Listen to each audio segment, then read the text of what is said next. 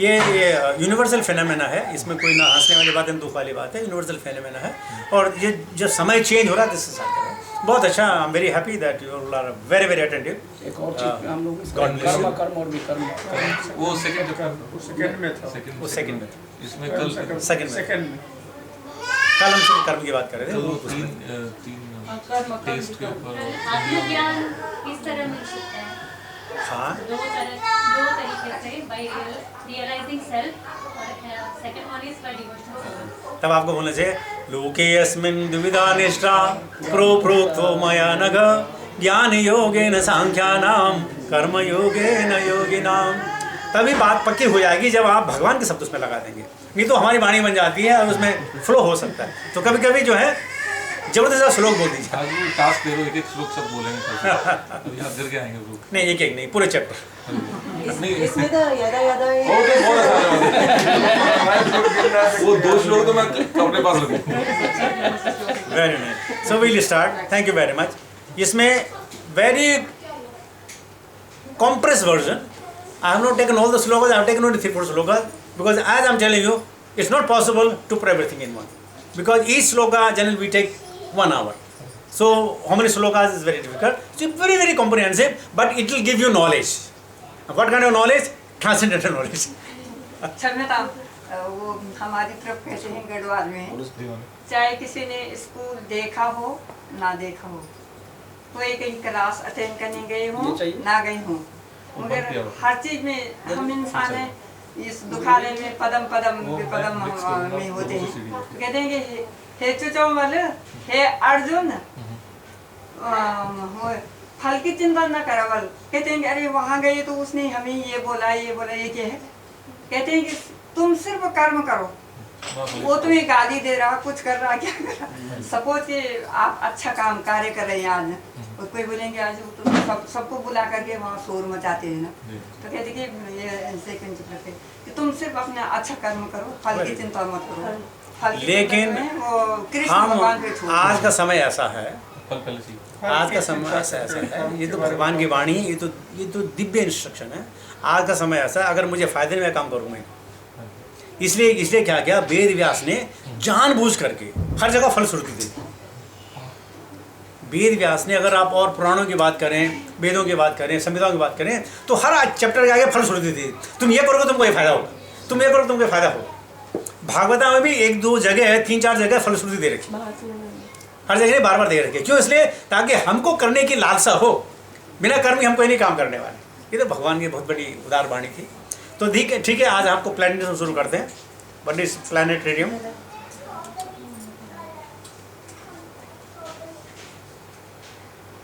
ये वेरी तो full, right. हाँ दिस वाला। तो सबसे पहले हम आपको हरिधाम दिखाते हैं। किसी को याद है ब्रह्म संहिता का श्लोक? ईश्वर परमा कृष्ण सच्चिदानंद। हरिधाम के बारे में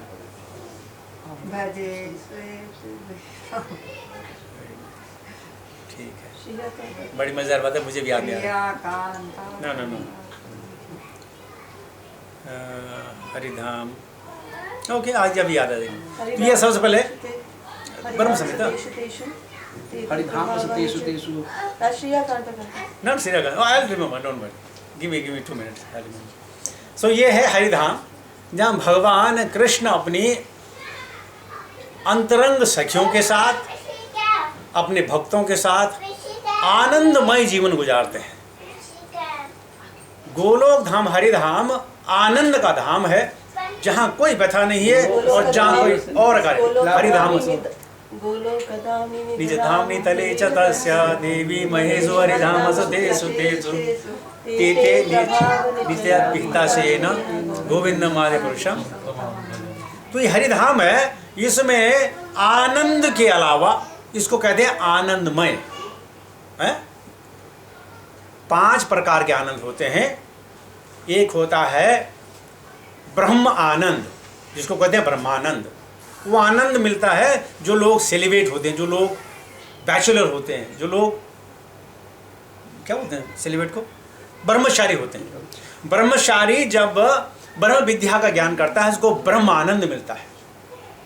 और जब हम गृहस्थ आश्रम में प्रवेश करते हैं तो हमको विषय आनंद मिलता है, और जब जो वानप्रस्थ में चला जाता है उसको धर्मानंद मिलता है, और जो संन्यास में चला जाता है उसको शिवानंद मिलता है, लेकिन जो भगवान की भक्ति करता है उसको परमानंद मिलता है।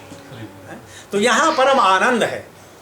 परम आनंद एक क्षण एक साल के नहीं, जन्म जन्मांतर तक कोटि कोटि ब्रह्मांड तक आनंद ही आनंद है, जहाँ कोई लालसा नहीं है। इसका नाम है हरिधाम। हरिधाम का एक पोर्शन है गोलोक वृंदावन धाम। गोलोक वृंदावन को श्वेत द्वीप भी कहते हैं, अरे गोलोक भी है। वहाँ जो है भगवान अपने भक्तों को सेवा करने का मौका देते हैं। कभी कभी आप सेवा करना चाहें, आपको मौका नहीं मिलता। जैसे मैं जो है कतर एयरवेज में काम करना चाहता हूँ, मेरी इच्छा है, फिर भी आना जाना हो जाए, काम ही नहीं मिलता। तो ये आपकी इच्छा हो सकती है, भगवान के पास जा करके आपको सेवा करने की इच्छा हो सकती है, लेकिन जब तब भगवान आपको सेवा करने का मौका न दे, आप सेवा नहीं कर सकते। तो यहाँ गोलोक वृंदावन धाम में भगवान अपने भक्तों को सेवा करने का मौका देते हैं। और कैसा मौका देते हैं? सिर्फ भक्त और भगवान, तीसरा कोई। और इस प्रकार अगर अनन्य भक्त भी हों, संघ महासंघ पदम के भी भक्त हों, तो भगवान एक के साथ एक मिल करके आनंद प्राप्त करते हैं, आनंद देते हैं। तो यहाँ गोलोक में क्या है? भगवान सेवा स्वीकार करते हैं। अभी हम जो भगवान की सेवा करते हैं, पूजा की, आराधना की, सब कुछ किया, क्या मालूम भगवान ने स्वीकार किया नहीं किया? वहाँ भगवान प्रत्यक्ष रूप से स्वीकार करते हैं। तो यह है गोलोक वृंदावन धाम। उसके बाद है नवद्वीप धाम। यहाँ भगवान खुद समझाते हैं कि भगवान की कैसी सेवा करनी चाहिए, भगवान का नाम संकीर्तन कैसा करना चाहिए। नाम संकीर्तन यस्य सर्व पाप प्रणाशनम प्रणामो दुख समनमः तम नमामि हरि परम। भगवान खुद बता रहे हैं कि नाम संकीर्तन कैसे किया जा सकता है। और यकीन करना मेरी बात का, शायद आपको भी थोड़ा सा कुछ अनुभव हो कि नाम में बड़ा आनंद है, बहुत आनंद है। एक बार हम रोम में थे, तो इच्छा हुई कि यार मंदिर जाना चाहिए। अब वो क्या, कभी कभी नेट पर देखता हूँ तो उनके एड्रेस अपडेट नहीं होते, कुछ नहीं होते। तो किसने बोला यहाँ से आप अलेक्जेंडर स्ट्रीट चले जाओ, वहाँ से सीधी ट्राम जाती है, उसमें चले जाओ, आगे चले जाओ। तो हम जा रहे थे शाम को, पता 7-7 बजे थे। तो हमें जो है हरिनाम कीर्तन की धुन सुनाई दी रोम में। हरिनाम कीर्तन हो रहा, और देखिए वहाँ से लोग हरिनाम कीर्तन करते आ रहे। हमने उनके साथ हो गए, मंदिर लेके गए, प्रसादम खाया, डटे, मजा आया। तो वो जो नाम की धुन हमने रोम में सुनी, हमने यहाँ कितने हरिनाम कीर्तन किए हो, वो मजा नहीं आया। कितने हमने भी कई अखंड नाम किए हैं, लेकिन वो नाम सुन करके हमारे कान में वो हरे कृष्ण की ध्वनि पड़ी, करताल और मृदंग की ध्वनि पड़ी। इतना आनंद वर्धक था, इतना परम आनंद, हमें बड़ा मजा है। तो ये नाम की ध्वनि है, हम करते हैं। तो हमारे इसमें क्या होता है, हमारा कुछ अपना उद्देश्य कुछ छुपा होता है। या तो मुझे जो है लय में गाना है, ये करना है, ये वो करना है, थोड़ा अपना स्वार्थ होता है। वहाँ स्वार्थ नहीं था, बस भगवान ने जो है नाम का उच्चारण हमने सुना और उसमें अपने मंत्रमुग्ध हो गए। तो ये नवद्वीप लीला है। वो लोग एक चित मन करके भगवान को अर्पण करते, जैसे यहाँ मुझे परवीन भाई साहब में दिखता। अपने मग्न हो। मेरा तो ये ध्यान इधर रहता, बच्चों सबका। ओके, नाउ मथुरा लीला भगवान करते हैं। मथुरा में भगवान अपने शक्ति का प्रदर्शन करते हैं। भगवान ने यहाँ अपना विश्वरूप नहीं दिखाया, खाली शक्ति का प्रदर्शन किया। तो यहाँ मथुरा में जो है भगवान अपने शक्ति का प्रदर्शन करते हैं कि मैं ही सर्वश्रेष्ठ हूँ, मेरे से सब है। God is greatest than the greatest and smaller than the smallest, lighter than the lightest and heaviest than the heaviest. He is everything of the extreme, top and bottom. तो यहाँ भगवान मथुरा लीला में अपने भक्तों के साथ लीला करते हैं। यहाँ द्वारिका लीला है। यहाँ भी भक्त जो भगवान ने अपनी परिकर जो हैं, परिकरों की सेवा करते हैं। और एक बार क्या हुआ कि जितनी ये द्वारिका की रानियाँ थी, उनको एक बार भगवान पे गुस्सा आ गया। क्या भगवान जब देखो द्वारिका वहाँ हस्तिनापुर पड़े रहते, पूरे अर्जुन के पीछे पड़े रहते, तो अर्जुन को स्त्री बना लेते, उससे शादी कर लेते, यहाँ आने की जरूरत ही नहीं थी। तो कभी कभी क्या होता है, द्वारिका में थोड़ी सी ईर्ष्या हो जाती है, थोड़ी सी ईर्ष्या हो जाती है। इसलिए इनको परिकर कहते हैं। लेकिन भगवान इनकी सेवा भी स्वीकार करते हैं। तो ये द्वारिका लीला है जहाँ भगवान सेवा स्वीकार करते हैं। और फिर वही बात, हर के साथ अपना एक संबंध, ये नहीं कि मैं अकेला और हजारों साथ, नहीं, एक के साथ एक संबंध, ऐसा परिकर की सेवा।